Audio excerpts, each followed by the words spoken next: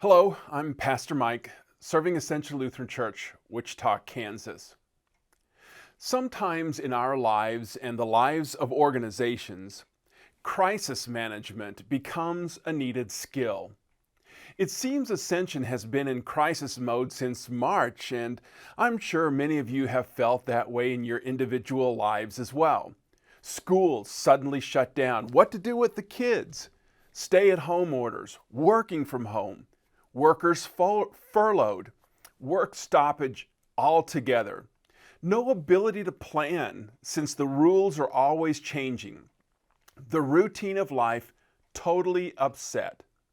This is the first year in my life that I have not been on church on Easter Sunday morning, and this year Easter fell on my birthday, which is very rare. You can't imagine how disappointed I was. Every week it seems, though, like a new crisis is declared in the media so that the nation's nerves are frazzled, whipped into a frenzy, and our stress hormones are leaving us sleepless, paranoid, and reactive. I'm shocked at how differences of opinion about wearing masks are destroying relationships. I guess being right is more important than a relationship.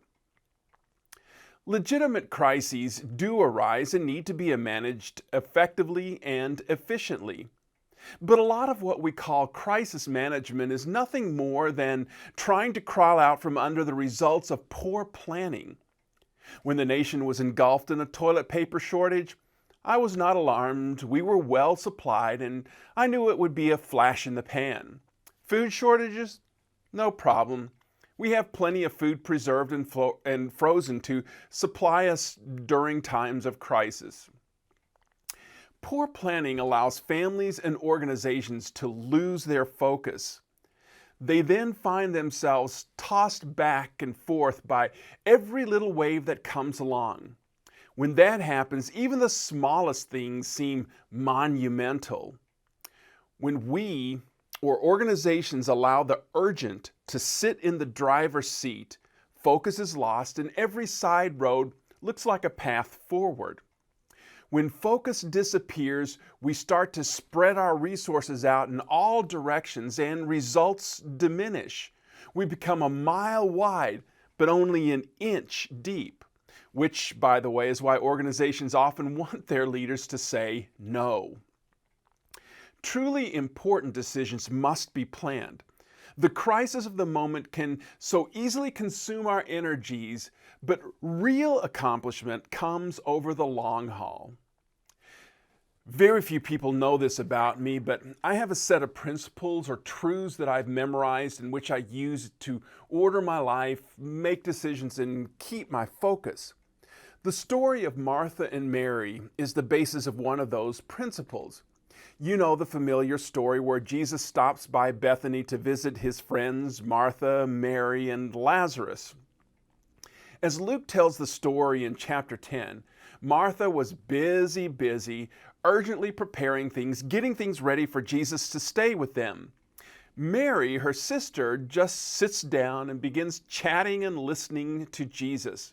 Martha complains to Jesus that Mary is not helping her in her urgent preparations.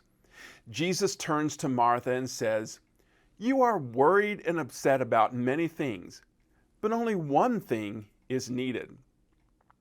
The one thing needful for all of us is the treasure of Jesus. He is the pearl of greatest value. Jesus is our rock in the storms of life. He is our sure confidence in the uncertainty of life. Jesus is our focus. If our life isn't built on Jesus, then the waves of this world will be constantly shifting the sands of our unstable temperament, and we will worry and fret about things that in the long haul turn out to be unimportant. In the midst of the urgency of a crisis situation, we cannot forget our core mission, our core reason for being, what we are called to be. A crisis situation forces us to make many adjustments, but decisions about which adjustments to make must be based on our core mission. Thus, when Ascension was ordered not to meet together in the building for worship, Ascension's core mission of sharing the gospel and serving God's people didn't change.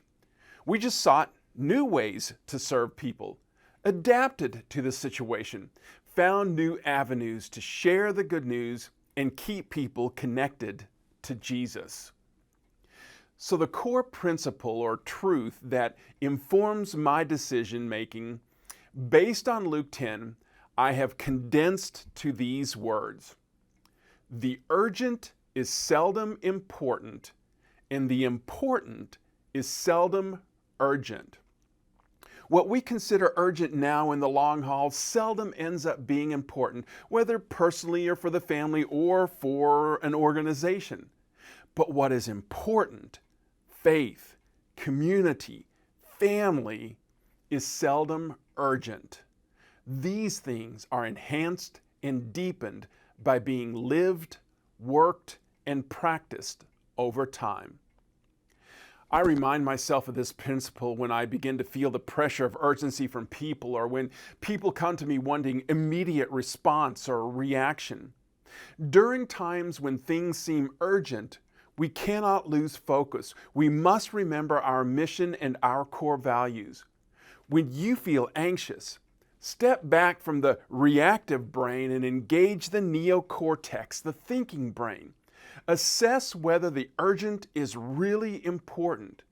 Do not let the tyranny of the urgent overshadow the important. Let me repeat this personal principle one more time so that you can think about how it may apply to your life and how you may want to reorder your thinking so that you can escape the tyranny of the urgent to focus on the important, especially if you are experiencing a crisis. What is urgent is seldom important. What is important is seldom urgent. Really, only one thing is needed. Have a blessed day.